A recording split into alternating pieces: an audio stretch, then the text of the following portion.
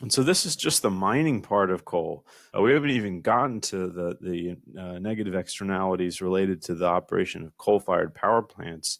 Um, so we have emissions, impacts on water, and then solid waste management. So we've really sort of narrowed our focus in terms of environmental impacts in this class from the energy industry to carbon, and that's for the simple reason that I think climate change has the potential to really dwarf any other related environmental impacts from the energy industry. But there are other important environmental impacts as well, particularly from coal plants. The emissions of sulfur dioxide and nitrogen oxides, or NOx, are responsible for the precursors for particulate matter and ozone, which directly impact human health. Acid rain. Remember, we talked about the trace elements of mercury, arsenic, and other metals in coal. And so when you're combusting the coal and putting it into the air, that can also directly impact human health as well. For CO2 emissions, when we talk about CO2 emissions in the electric power industry, it's really coal. Coal power plants are responsible for 70% of CO2 emissions from the U.S. power sector, and 22% of all U.S. greenhouse gas emissions. So they are probably one of the largest single culprits for the U.S.'s contribution to climate change. So if we're thinking about the CO2 emissions from an average power plant, in general, it's about 2,250 pounds of CO2 per megawatt hour. And that's twice as much as what comes from typical natural gas plants. And so when we talk about coal-fired power plants losing some of their market share, being outcompeted by natural gas power plants, what that implies is actually a reduction in CO2 emissions. And so we'll talk about, or we did talk about last time, how emissions from the electric power sector have declined. And part of that has been because demand has been pretty weak and hasn't increased as much as people thought it was going to increase.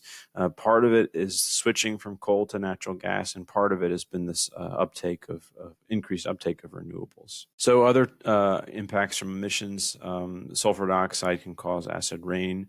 I talked just a minute ago about mercury and other air toxics being a source of human health impacts. I always find this table fascinating. In 1990, emissions in tons per year from these various industries were all about the same: power plants, municipal waste combustors, and medical waste incinerators. And then you can take a look at the progress that the latter two categories, municipal waste combustors and medical waste incinerators, made from 1990 to 2005 in terms of reducing their emissions of mercury and other air toxics.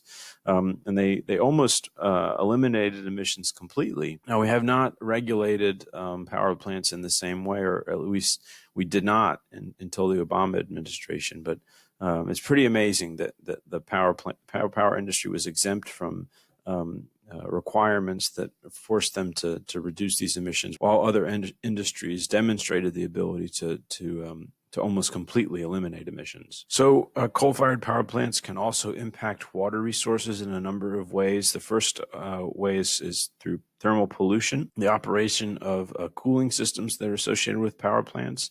So let's take a look at the Rankine cycle again.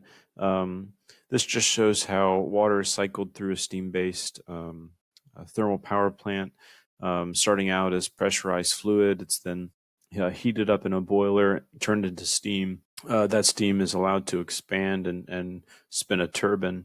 It cools off slightly, and then we need to cool that steam back down into water. And so this is where coal-fired power plants in particular can impact water resources, not through the use of steam, but through the use of cooling water. So typically the water that's coming in and passing through some sort of condensing coil is drawn directly from a river or a lake. So the water that's coming in through the condensing coil is cool, and it's used to cool down the steam. And so in the process of doing so, that water absorbs heat from the steam. And so by the time the water passes through the end of the condensing coil, the water is now several degrees warmer.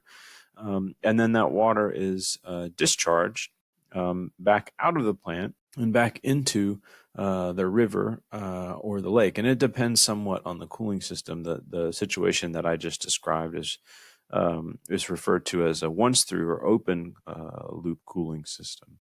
But when water is discharged back into a river or lake at a significantly higher temperature, what that means is that the temperature in the water body itself, the river or the lake, is increased, and that can cause ecological impacts. Higher temperature water is able to hold less dissolved oxygen. And so lower levels of dissolved oxygen can directly impact the health of different species of fish. Other ways that water resources can be impacted by coal-fired power plants are simply through the consumption of water. Coal-fired power plants can consume and permanently remove water from a surface water body or a watershed scale hydrologic cycle. Also, solid waste storage and disposal. So here we're talking mostly about coal ash. So coal ash is the substance that's produced from the burning of coal. It includes a number of different byproducts, including mercury, arsenic, and other heavy metals. It is not entirely clear, at least not to me, based on a literature review, how much of these metals are inert, so bound to the coal ash in a way that would keep them from spreading or being absorbed by biological organisms, or whether they're toxic. In terms of how coal ash is used, there are some efforts typically to make use of the coal ash and recycle it, despite the fact that it contains a number of these substances that can, in some circumstances, be toxic. However, the vast majority of coal ash has historically been stored on site at power plants in ponds, and then this can end in disaster. And so, more recently in North Carolina, that we had the Duke Energy coal ash pond spill into the Dan River in February 2014. A metal stormwater pipe that ran underneath the coal ash pond broke and drained between 50,000 and 80,000 tons of ash, 227 million gallons of wastewater into the Dan River. That sounds bad. It's not the worst coal ash spill in U.S. history. There was a larger one in Tennessee at a coal ash pond that was managed by the Tennessee Valley Authority, which is actually part of the federal government. In December 2008, and this spill released 1.1 billion gallons of slurry. So if you combine the impacts of mining on the environment and people, as well as the impacts of the operations of coal-fired power plants, both their emissions, their impact on water resources, and sometimes the disasters that are associated with improper solid waste management, what it means is that coal is pretty bad for the environment.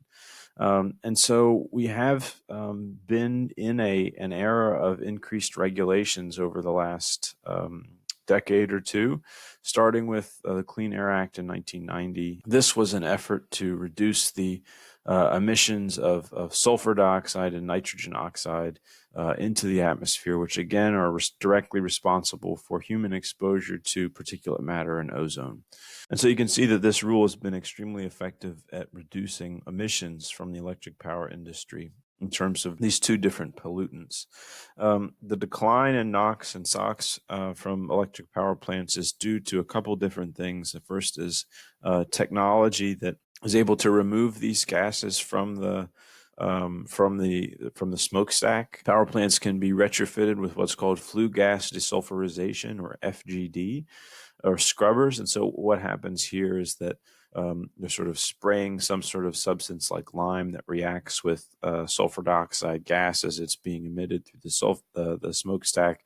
And they combine and they precipitate, so they form some sort of solid substance that then can be deposited on the bottom and then collected. And so it's one way of removing sulfur dioxide gas from the emissions of a coal-fired power plant. Another strategy has been switching to low sulfur coal. So the coal that we extract from different parts of the U.S.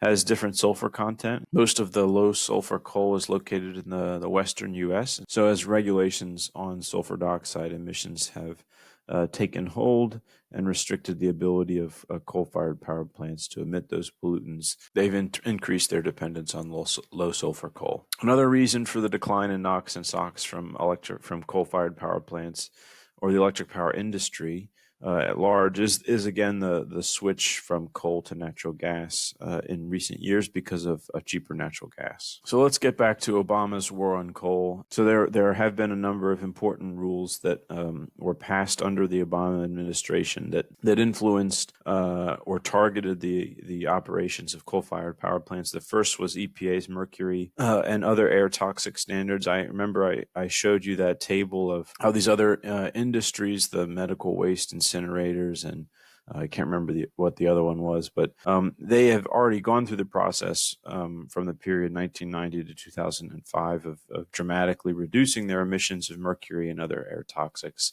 And the coal power plants in the United States were somehow exempted from this.